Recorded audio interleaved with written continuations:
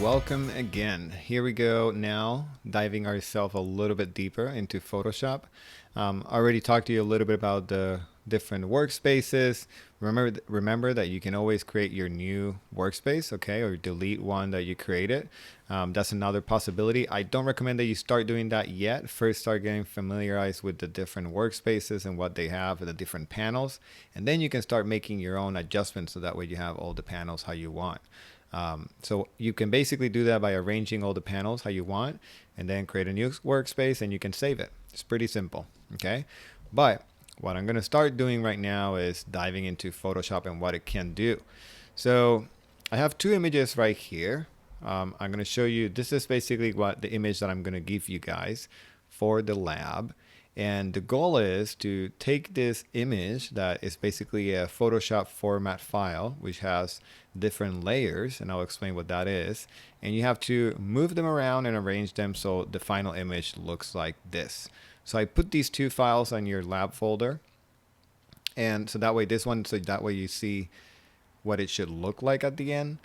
But when you get the one that has a PSD file, this is basically how it will look like. Okay, so you have to get to the final result by moving them around. So I'm going to go ahead and open these files to open both. Actually, I don't need to open both. I just need to open this one.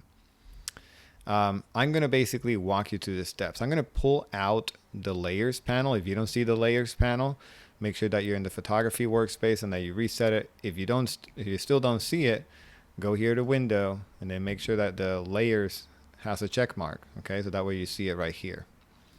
So layers, this is basically the heart where it pumps all the blood to what Photoshop is, okay? Basically, this is how people combine images, how we're going to create adjustments to make your image brighter, darker. So we're going to basically live on the layers panel. So get really familiar with it. I'll have a handout. In the handout, I have basically a deconstruction of what all these menus are, and I will walk you through them in a little bit. But the basic knowledge of how the layers work is what I need you to understand right now. It basically works in a hierarchy level, okay? Whatever's on the bottom will get covered by whatever's on the top. So for example, the background is gray. That green square is the first layer, right? So it's above the gray. You see the green one right here. If I highlight there, right, you have the green above the gray. And then this circle right here, if you see layer 4, is above the green. So that means that it will be above the green and above the gray. So that's how it works. It's really simple. It's like you're taking transparencies and putting them on top of each other, different papers. It will cover, like doing a visual collage. So that's basically what it is. That's how the layers work. But because of that, you can do really cool stuff and take advantage of how you mix layers and things like that. Just to go through some of the options on the layers panel, I will walk you through some of them. Some of them I will cover later on when we get to more advanced stuff. So I'm going to basically kind of jump some of them. But the first one is kind. Right here, this option, this is really important because people get panic and then suddenly they click something and they go like, I have no layers. My image is gone. Like there's nothing, and they start like calling me and telling me like, I can't work. The reason is because basically this is a search. And it's really helpful when you have tons of layers and you're trying to find where are your adjustments only. Okay, so basically this is like a search for these types of adjustments or layers. So it will only show you those stuff. So for example, if I hit the T and uncheck this one, it will show me all the layers that are type. Okay, if I click this one, it's basically all the adjustments layers. If I click this one, it's all the layers that have images in them. Okay, so it can be very helpful, but at the same time, it's like a perfect recipe for a disaster because people click it by accident and then they don't see their layers and they panic. Okay, the first instinct that I tell you, if you don't see your layers, just make sure that this red dot is not on. You can just undo it. Basically, it will hide this. Okay, if you have it on, it's just showing you whatever you have highlighted here. Okay, so if by any chance you see that all these layers went away, just make sure that you don't have that red dot on. So that's the first thing.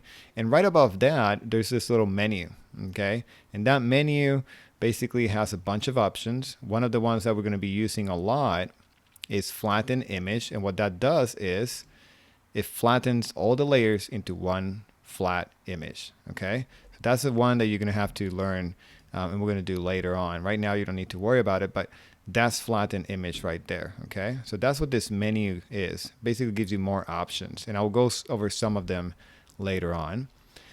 The other thing, as we walk down, you will see that right now when I had nothing click, these options are not available. Okay, the reason is because no layer is selected. As soon as I click any layer, then these options become available. So if by any chance you see, then you're like, oh, I can't go opacity, fill. Okay, the reason is because you have nothing selected, and you can tell by that lighter gray that comes above the layer. Okay, so that's how you click through the layers. You basically just click on them. The blending modes, I'm going to go over that, but they're really helpful to do cool effects and stuff, and I'm going to go over that later when we start more advanced. Opacity is kind of simple. It's the idea of lowering the opacity of your image, right, of that particular layer. So you can see how the blue kind of went to half, the opacity at 49%, or I can bring it all the way up. So you have two options here. You can click and drag it to the left, click and drag it to the right, or you can click here and use the slider. Okay, we're going to go over that later. I just want to point it out. This fill is similar to opacity, but different. I'm going to go over that later. What are the differences? And there's sometimes that you want to use fill, sometimes you want to do opacity. Okay. These right here is if you want to lock your layer. So right now this layer is open. It has no lock. But if I click here, you will see that this lock appears. And this, what it's telling you is like you can't, move it. Oh, is this one right here? The pixels. Okay. So basically that's like the canvas board. Then you have like the brush, who basically will lock it so that way you can't paint it by accident. Let's see if it's true. Let's see if you see right now it's like you cannot use the brush tool because the layer is locked. If you get a message like that, just make sure that none of these is checked. This one is so you don't move it. Okay, so if I go to this one right here and I select my move tool, you'll see that, oh, it actually lets it move. Oh, there we go. I just forgot to click it again. Could not use the move tool because the layer is locked. Okay, so that's what these are. The reality is most of the time we don't use that because we're going to be editing pictures. So we actually want to do stuff to it. But if there's an image that you definitely don't want to paint it or ruin it, then just check, whatever you don't want to happen in that layer, and it basically will lock it. As you can see, by default, the background is locked, so you can't move it. Okay, so you'll see that little lock symbol right there. All right. So that's what that means. Now the bottom right here, I will go over these later on, but these are effects that we can do to the layers, and I'm going to go over that later on. This is how to add a mask, and I'm going to go over that later. Adjustments, you can make folders to basically group your images. So for example, I can make a folder right here, and I can drag files in there or layers, so that way they're grouped inside a folder, and I can hide their visibility of everything that's inside that folder, or I can make it visible. So that is really useful for organization. Right now you're wondering like, well, there's 5 layers there, like you don't really need it. Yeah, but later on we're gonna have 20, 30 layers in the layers panels right here. So groups will be a great addition to your tool. Okay, so learn how to do it. That's the folder. This one right here is to add a new blank layer. So if I click there, it just adds a blank layer. Let me go back on the history. I can show you where that is on the way right here. Make sure I go back to the opening. That way I don't ruin anything. So if I click the new layer right here, you'll see that it's empty. There's nothing in it. That I will show you later what you're going to use it for, but it is really helpful. And then to delete it, it's right next to it. So you can just click here and it will ask you delete layer 6. And you're like, yeah, that's what I want to do. Delete layer 6. Something else that you can do to delete, for example, a layer, you can just drag it down to the trash can, okay? And it will delete it, or you can also press the delete key and it will delete it. So again, you'll see that in Photoshop, there's tons of ways of doing it. Do whatever works for you. Most of the time I try to do as much as I can on the keyboard, so that way I don't have to be clicking or dragging around. But whatever is comfortable for you, you should do. So that's basically it for this layers right here. For now. There's going to be tons of stuff we're going to cover on the layers. We're going to basically live in the layers panel. Now that you know where everything's at, you can know that you can move these layers up and down. There's different ways of moving in. You can basically click and drag until you see that blue line, and then you let it go and it will drop them there. Or you can click on the layer and then use command in the PC will be control, and then the right bracket to go up and the left bracket to go down. Okay. That's another cool shortcut that you can do to move things around. For now, it makes more sense to just drag it because that way you're looking at what you're doing. So if I go back to bridge, I'm going to start looking at what we need to do. So the orange needs to be, well, basically all of them need to be above the circle. Okay, the orange needs to be horizontal, the green square on the side, and then the other squares here. Okay, so I'm going to go back.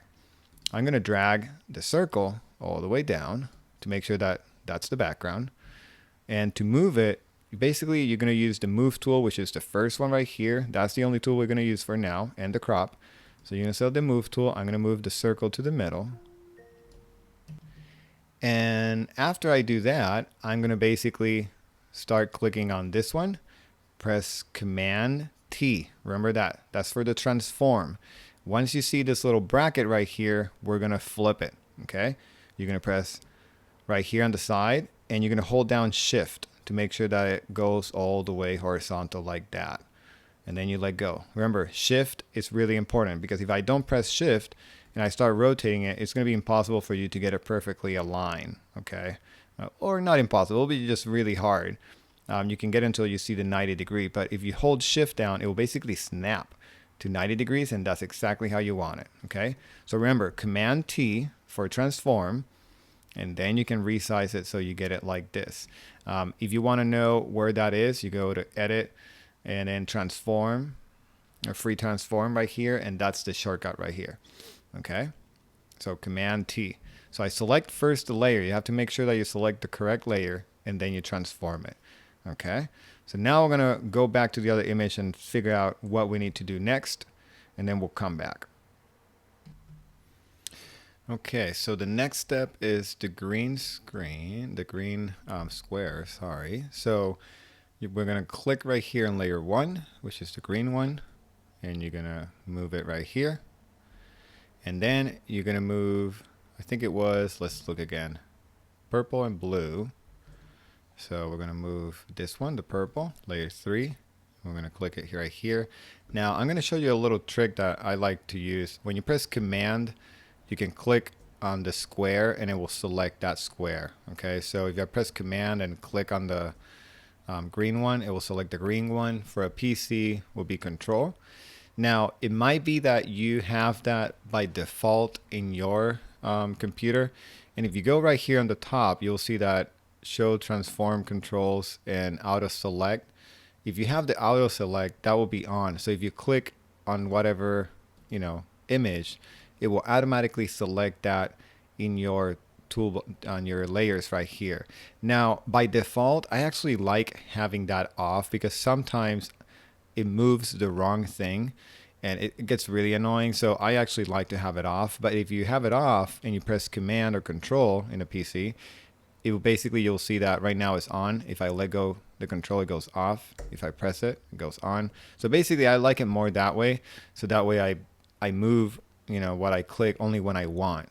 Because if I press Command and then click here, it selects that one, and now I can just move it. It doesn't matter where I click, it actually moves only that one. So I find it more useful that way, but just play around with it and see what you like more. Either way, if you want to have it on, it will work fine for now. But later on, when you have a bunch of layers, it can get really annoying. So just as a heads up. So one thing that I didn't do that I just noticed right now is like, oh, I'm having you guys move all this, but I never showed you how to rename them. And in this case, it works fine because we're able to see the color on this little thumbnails right here. But the reality is that most of the time you won't be able to tell what is inside. Okay, so it's good to get in the habit of renaming your layers. So if you double click right there, you will see that it will change. So for this lab, I want you to get in the habit of renaming your layers, so that way when you look at it, you don't have to find the color. You just see, oh, purple, yeah, that's the purple one. So you can basically select it. So that is a good habit to get into early on. So I recommend that even when you do this lab, rename your layers so it has something that you can identify. If you have eyeglasses and you can't see, there's also a setting here where you go to layers.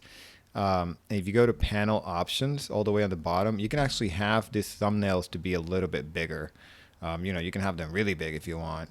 I'm going to put them a little bit bigger, and that way you can see a little bit better what's in there. But again, there's going to be moments that you're going to have things in your layers that are not visible because it's an effect or an adjustment. So in that case, it doesn't matter. Like, you have to rename it so you know what it is. So if you get in the habit early on of naming them, once you get working and you start working and suddenly you have 20 layers, if you don't have what each of them is, it's going to make it really hard for you to find stuff. And it's going to take you way longer to work on an image when it could have taken you like 2 minutes. Now you're 10 minutes because you're basically trying to find what's what. Okay, so get in the habit of naming your layers. So that's something I forgot to point out since the beginning, but I just got excited about showing you other stuff. But now that I remember, I want to point it out. Please rename. You can write something that makes sense for you, like circle or gray. I really don't care, but I want to see your files when you turn them in that you have named the layers. Okay, you might not appreciate it now, but later on you're gonna thank me. I promise you. Okay, so now we hit a wall here because I realized, right, you have the circle, the green, and then we don't have the other two. And I did that on purpose because I want you guys to basically practice how to duplicate your image. So basically there's two ways of doing it. One will be by dragging it all the way here where you see that plus symbol. Now I have two purple. I have purple and then purple copy. So I can move the purple copy here. Okay, that's one way of doing it, by dragging it down to this icon. The second option is by clicking on the layer. For example, layer 2, I need to duplicate this one, and I just press Command J. J for jump. That will duplicate your layer, okay? So Command J, that's a great shortcut to learn. You're going to use it a lot. So make sure that you take note of that one, Command J. So now that I have the layer 2 copy, now I can move it and put it right here.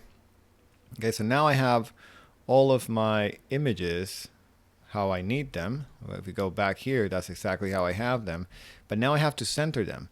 And I got excited and I started putting them all together, but I see that it's off center. So something else that I want to show you is basically how to make sure that you can move multiple layers together at the same time. So I'm going to press on layer 5. There's two ways of doing it, or many ways, as always. Layer 5, and you can press Command and start clicking on the layers. Or if you press layer 5 and then Shift and then click layer 1, it will select all of them. As long as they're selected, it doesn't matter which one you click, you can basically move them all together. Actually, you can even link them so they're from now on always together. So if you go here to the menu, you have an option that says link layers, and then you'll see that little chain. And now even if I click this one and I go back to layer 1, so this one right here is only that one selected. If I try to move it, it moves everything with them because they're linked together. Okay, you don't really have to do that. I just want to point it out that it is an option. So keep that in mind. But you have to make sure that when you turn this lab, I want this centered on the middle. Okay, so I know that you actually got to move it and align them together to the middle. Okay, so that's how you have to turn this one. And once you turn it in, you don't have to resize. I think I gave you the file kind of small, so you can keep it at 1920 by 1080. So that way it's big. It's bigger than 1000, but I think it's fine for now. But you have to flatten it. I want to make sure that you did it right. So you're going to go right here, and then you're going to go flatten image. And what that will do is basically compress all of them into one. So now you can save it as a JPEG, okay? Because one thing I want to point out, if you don't do that and you go to File, Save As, because you have layers, it will automatically put your format to Photoshop, okay? So these are the different formats that we have to save. For this class, we're going to be using Photoshop or JPEG, okay? So those are the two that we're going to be using. We're going to use GIF for one of the projects, but most of it is going to be JPEG and Photoshop, okay? So if you have layers, it doesn't matter if you have 1 or 10 or 20 or 50. If you have layers, you're going to have to save it as a Photoshop. But in this case, to save some space, because the reality is the more layers you have, way bigger your file will get, and you will learn that when you're working with Photoshop. Okay, so for now, because it's just a lab, it's not a project, you're just going to save it as a JPEG. Okay, and you will see that if I click here on JPEG, it's going to have this caution symbols. The reason is it's letting me know you have layers. Okay, so it must be saved as a copy. So before you do that, so you don't have that warning symbol, you're gonna go here to the menu. Whoop, menu right here, and you can go flatten image. Another option that you can do that, you can also go to layer and then go flatten image. It's the same thing. Basically, it does exactly the same thing. I told you there's 10 ways of doing everything. So go right here or right here. Usually I just go here because I'm already working on the layers panel, so it makes it a lot quicker. And then you flatten it. Now if I go to file, save as, you will notice that if I change it to JPEG, it doesn't have that caution symbol. Okay, so now I can save it with the naming convention, first name, last name, right? You know the drill. And then you go ahead and save it. Okay, so this is that lab for the layers. You have to turn it in looking exactly like this. You'll have some fun doing it. Now, it's really important that you understand how the layers work, because I told you we're going to basically live right here. This is going to be our home base. So make sure that you start getting familiar, and pull it out if you want, so that way you have it accessible, because we're going to be there a lot. Okay, so I hope that you have some fun with this. I have another lab that for you that kind of emphasize a little bit more about how to transform images, and we're going to go over that in a little bit. So I'll see you next time. Thank you so much.